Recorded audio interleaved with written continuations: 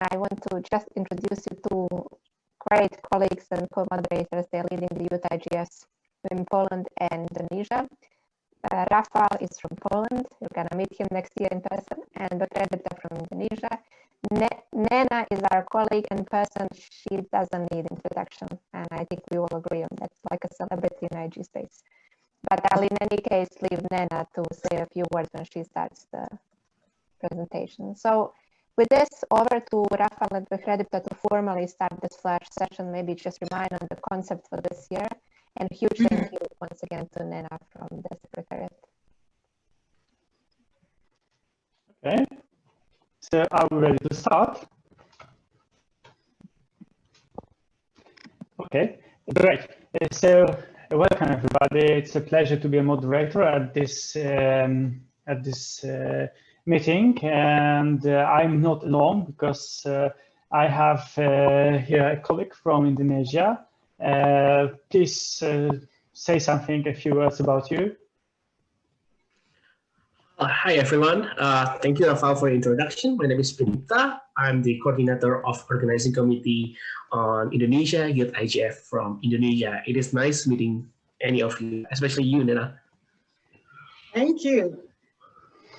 Thank you. Okay, and I forget to say that I'm Rafał from Poland, and I also at IGF, but in Poland. And today we are going to talk about a very important thing because we are talking about the access and digital inclusion. And we also, in a few days, yesterday at the presentation, that the access and digital inclusion is one of the most important topics for young people all around the world. So I think that today we have a special guest is going to say something more about this, and our special guest described herself as a Nina from internet, because I saw all outstanding speeches at YouTube with you, Nina, and I'm excited to be here and to hear something more. So be free, say something more about this access and digital inclusion, about your vision, about your concept, how to solve this problem. Okay. Hello, everyone. My name is Nena. I come from the internet. So normally I would say, ladies and gentlemen, but you know, in this Zoom days, yeah, everyone's at home. So you should be saying like, ladies and gentlemen, boys and girls, cats and dogs, pianos and everything, and cooking, because everybody is part of it. It's such a great time. I mean, I want to congratulate you all for putting this together. I wish we were in person, but hey, we have the internet, we have the World Wide Web, and we can get connected. So for the next 3 hours, is it 3 hours or 2 hours? How long am I speaking? Till tomorrow. 105 slides. We have all only the time in the world. We have all the time in the world. We have 10 minutes for presentation and 10 minutes for live discussions, and then Right. 3 minutes for conclusion. Okay, let's see if we can wrap it up in 1 hour. So I wanted to have a conversation with you actually on digital inclusion, access and digital inclusion. I don't have too many slides, but so this is my main slide. The challenges I see, I can put them together into 5, right? The first one is the connected and the unconnected. That one we know, that's the basis of it. Everyone here is connected. I mean, if you are not connected, you wouldn't be here, right? So that's the first challenge. Is he connected? Is she connected? Are they connected? Because like, how many of you have friends who are not online? I mean, you know, friends, you have to really go, Aya, where are you? No, we don't do that anymore. Like we ping them, we send messages. So we are gently migrating to everyone being online. But unfortunately, half the population of the world are offline. And that is something that we all need to think about when we're talking about challenges in inclusion. Then the other one is literate versus illiterate. I mean, digitally skilled versus digitally non-skilled. Because you know how they said, let me put you as a presenter, share your screen, all of that. Oh, are you sure everybody can share screen? Like, you know, they wake up one morning, oh, now we have a pandemic, please work from home. Just like that, work from home. If you only had your phone in those days and you have to go to the office and use the office computer, they're like, okay, go home, work from home. And you'll be like, work from home, how? You know, so there's those who are digitally literate and those who are digitally illiterate, and we need to bridge that gap. There's also the structural gap. Yeah, inclusion is the other name for divide. Is when there is no divide. So these people are excluded. You know that a white male in Silicon Valley doesn't have the same challenges with a Black woman in rural Burkina Faso. And so when we work as IGF, I'm not speaking to you as young people, no. I'm speaking to you as future policy leaders. I'm speaking to you as future ministers. And please, when you become president, don't forget me. I may hop in to be an advisor, but I don't want you to close yourself in. I'm a young person. No, you are on your way to leading millions and billions of people in this world. So we have to be aware of the structural divides between those who are male and female, Black and white, rural and urban, rich and poor, well-paid and not well-paid. And then in the technical space itself, we might want to talk about agency. How capable are we to do things as young people? Do we have innovation and funding? Do we have creativity? Or do we have more taxation and shutdowns? Because, I mean, hey, you wake up in the morning, your Telegram is not working. You know how you used to do it? When you can't see your WhatsApp, and then you go like, is it my phone? What's wrong with it? And then you put it off, you bring it out, your WhatsApp is not working. And then you want to go, because when WhatsApp goes down, they tweet it, right? That WhatsApp down. And then you go to Twitter, your Twitter is not working. You try to VPN, it's like, what's that? And then you wake up and you find out that it's a shutdown for real. So we have to take those things into consideration. And then finally, as young people, it is very easy for people to come during campaigns and make big speeches, or during UNIGF, oh, the youth are the future. I don't believe that. I have my daughter is 25 years old. She's living by herself. She makes her own money. She takes care of her life, because I told her, when you turn 23 and graduate, you off. That's it. So if you are 20 years of age here and you're still living by your parents and they are paying your bills, you need to plan to move off and be your own person, because you have to be a decider. You can't keep being a follower. And that's why within my heart, I'm convinced that I'm speaking to future ministers and future presidents, and why not future Anyas and future Shengatais and future Antonio Guterres. Hey guys, these are the people we're talking. Everyone started small, and where you are going now, it's higher than where you are today. And I believe that these things, you need to keep it in mind. One thing we do at the Web Foundation to tackle all of these challenges, because you asked me what's the way forward, it's a very simple thing. We put out meaningful connectivity. Do you know that? What does it mean? So connectivity that allows you to belong, participate, and benefit fully. The word is fully. So it's not just enough to be connected. It's not just enough to be part of it. You need to be fully part of it. It means 4 things. It means that you should have regular access to internet connection, at least once a day. You know, okay, some of us are junkies. And if we don't get a shot of the internet every day, something is going to go wrong, you know. And if I hear there's a digital rehab center, I'm going to run away from there.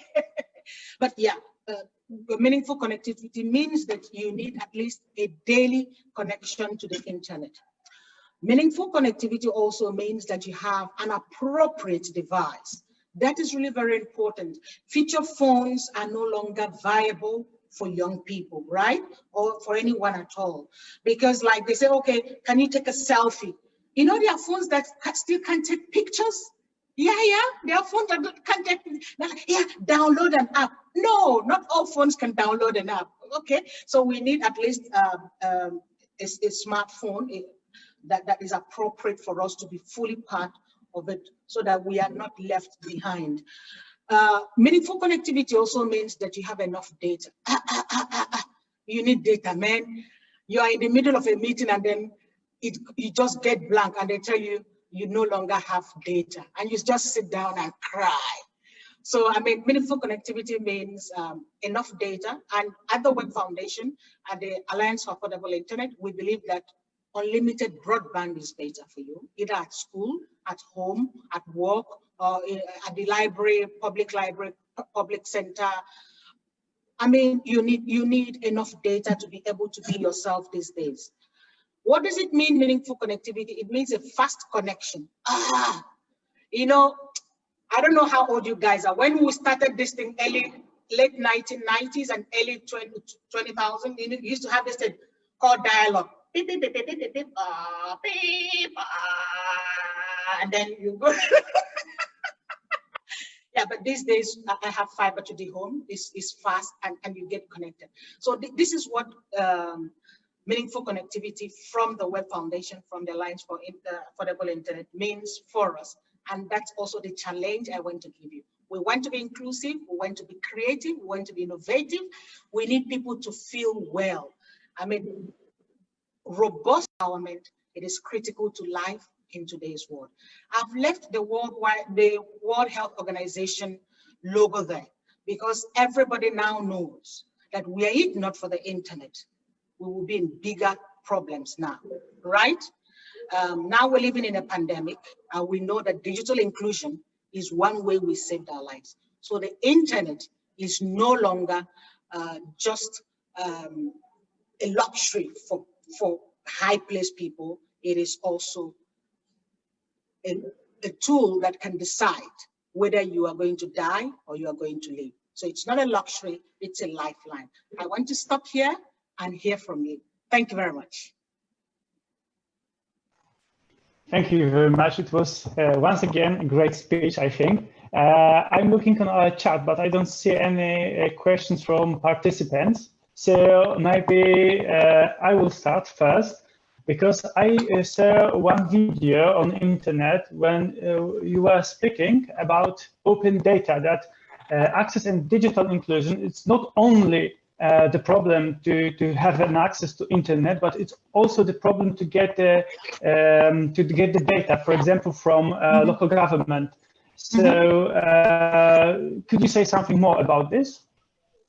Okay. So you know that I have a passion for open technologies, open tech, open government, open data, all of that. Now, the last week, Sir Tim Berners-Lee was at the European Parliament to speak to them about beginning a drive on access to the internet as a human right. Because access to the internet is now the driver for other rights. So right to data, that's what I call it, is an extension of right to information. Now people are talking about fake news and infodemic. I'm just coming off from giving a course for World Health Organization. Imagine if we didn't have data about coronavirus. Imagine if, you know, we have a lot of dashboards showing the increase in all of this. The biggest thing that we have as an arm in fighting COVID-19 is internet connectivity and data, not vaccines. Of course, you've seen that we don't have vaccines yet. So, I mean, putting out data is life-saving. And for us at the Web Foundation, we believe it's a right. Now, Rafa, it's very important that you understand that many people sometimes mix up open data and privacy. Security and privacy can go together. That's what I believe. Now, when we talk about open data, we're talking about data that is publicly funded for public purposes. So government is us. I'm a taxpayer. Actually, the tax office called me today to check on me because they know. So data that is generated with taxpayers' money for taxpayers' purposes should be open. But private personal data, no, that it's on another range. So it's very important that we don't mix up both. That's my response. Thank you. You are truly data lover, I see.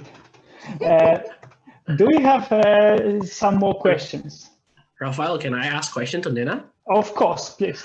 So, Nena, thank you for your presentation. It really reminds me that 50% of Indonesian people are still not connected with 4G internet access. So, what would be your message to young people around the world to push forward? What can we do to push forward digital inclusion and meaningful youth access? How do we start it from ourselves, and how do we begin from very micro level?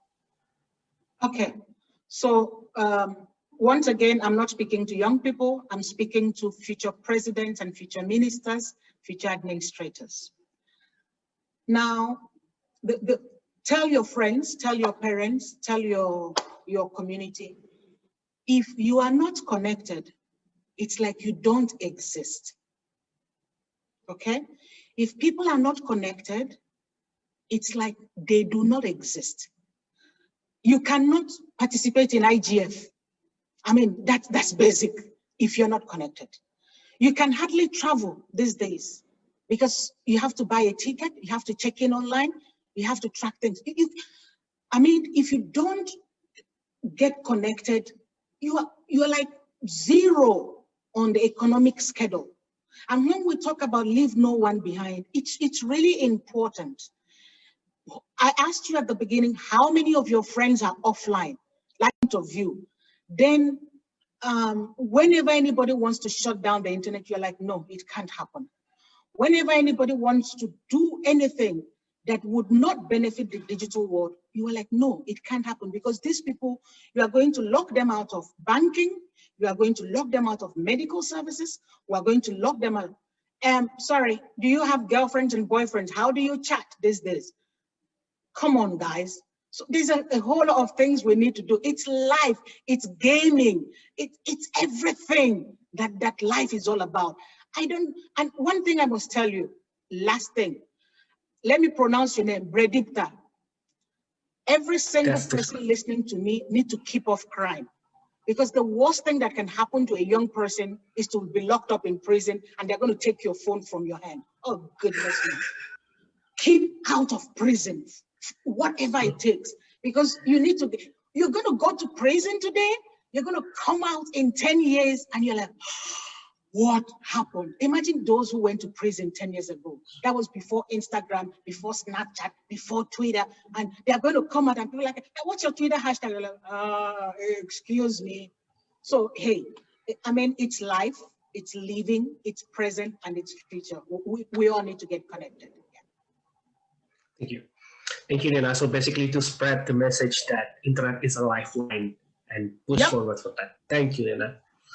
Anyone from the attendees? I see that there is a Lily, and Lily want to ask the question. But Lily, are you here? Do you? I'm here. Can you hear me clearly? Oh yes. Okay. So okay. Please be free. Ask the question. Okay. Thank you, Nena, for always being energetic and also radiating the room with your smile and presentation. Thank you so much. So I have a question. I know you don't have to frown. Okay. So I have a question with regards, when you mentioned innovation and creativity, I was very much interested, and this is why. So we talked a lot about connectivity and how to get connected or have access when we already have the devices. So when you mentioned innovation and creativity, I was wondering, in our part of the world, Africa, and in the West African sub-region, how do we encourage even innovation device-wise? You know, we talk about how people have to work 4 months to get devices. How do we also have the advocacy moving from we are going to add to the advocacy, not only advocating for online access and the work online, but having the devices also, the hardware bit of it. Because for you to be able to connect, you have to have a device, you have to have resources, even the internet resources, how do we encourage creativity among youth? What's the government role, and how do we start creating ourselves in our part of the world? Interesting, Lily, because we are both from West Africa. You know, Yes. These days you have governments that have the digital economy, Ministry for Digital Economy. It is very important that we get the policy bearing right. And that's why people like myself believe that internet access should be a right. Yes. And I'm going to keep repeating it until I die. I believe that connectivity to broadband internet should be a human right. Once we put that kind of framing, many countries have already gone that way. Once we get into that kind of framing, it changes everything. That's number one. Number two, the policy initiatives. When you have a digital economy, when it begins to raise, when the GDP of a country is dependent maybe 8, 10, 15% on services, digital services, then you begin to know that this is not just about games and communications. Because in many countries, when you talk about internet connectivity, like, oh, young people who want to go to Facebook. No, we're talking about digital economy. We're talking about jobs. We're talking about invention. We're talking about innovation, like I said, Lily.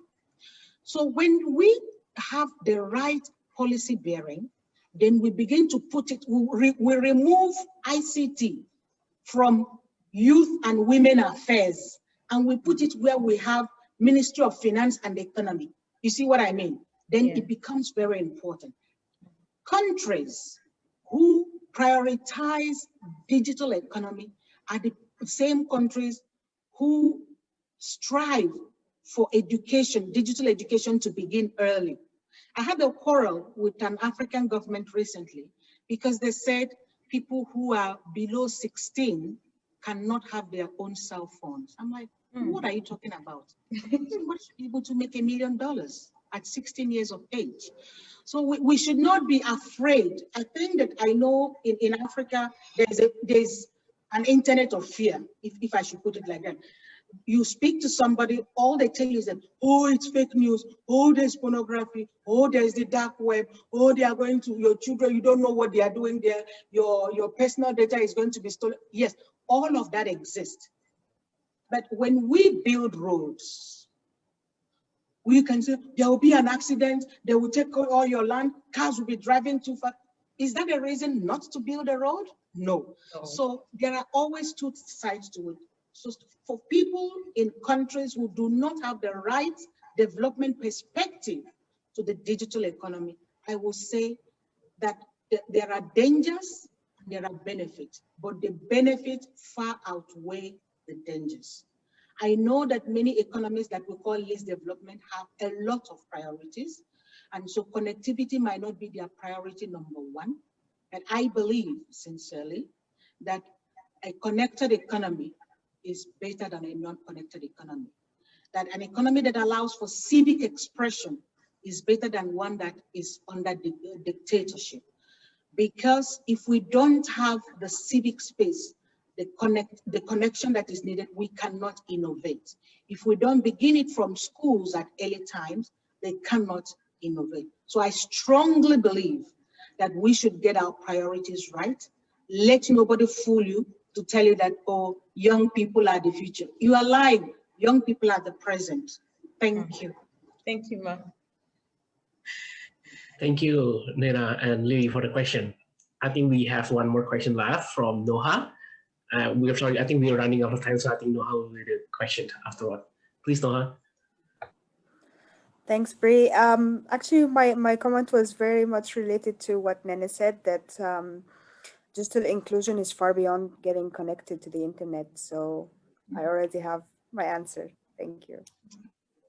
I see Bristina Costa has left a message about ID cards and all of that. So, you know, these days, your passport, who has an e-passport here, or at least a digital copy of their ID cards? I have. Okay, so this is information we can swap very easily. You can fill forms. You know what, folks? In 10 years, we shouldn't be showing up at embassies for visas. I mean, you apply for the damn thing online and they send it to you. I believe that I have about 150 apps on my phone. Okay, I know I'm a junkie. I shouldn't be saying this, but I do most of the things here. When we get connected, life gets easier. When we get connected, creativity is easier. When we get connected, commerce and development is easier. And that is why we should leave no one behind. Once again, I see we only have 5 minutes remaining. Hang on, I'm not speaking to young people. I'm not speaking to you as a young person.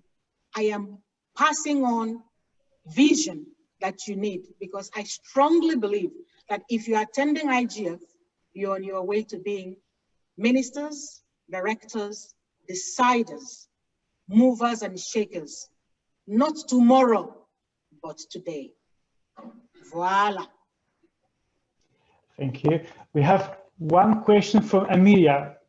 Could she ask this question? Do we have time? I think we have 3 minutes for conclusion. So Amelia, if you have a very short question, please do it now. I'm sorry, it's not a short question, so maybe I will skip it. Maybe there will be another opportunity to ask about it, because I wanted to ask about digital access in prisons, because you and Vankanma mentioned it, but I guess it is not a very short question.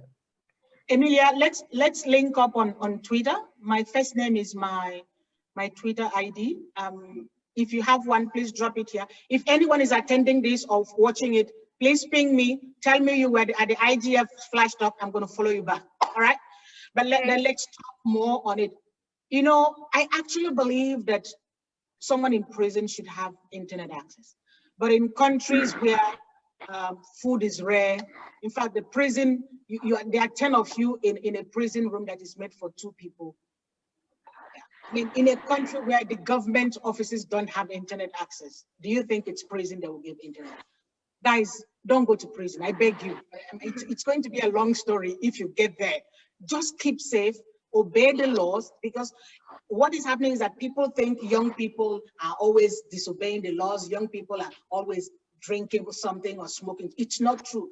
I believe in responsible young people. I believe in young people who read, who go, I mean, we can all go dancing, right? We can all do weekend stuff, but we also work as young people. Huh? I believe that you are going to be responsible young people, that you're going to use the internet and the World Wide Web in a responsible manner, because once again, I don't believe that I'm speaking to young people. I believe that I'm speaking to leaders of today and tomorrow. Once again, thank you. Thank you for this outstanding speech. Thank you for all you guys for asking the questions. I hope you enjoy our meeting, and now you see how many possibilities and how many solutions we can make together to make this global internet community better. So I hope that our guests give you a proposition to talk on Twitter, to talk on some other media, so do it if you have such an invitation. And thank you once again. I think that we now can close our meeting because we are running out of time. So have a good day, have a good evening, or have a good afternoon. Thank you, guys. See you online. Thank you. Bye. Thank you, everyone. Thank you, everyone. Thank you, Nena. Stay safe. Thank you, Nena. Thank you, Rafael. Bye.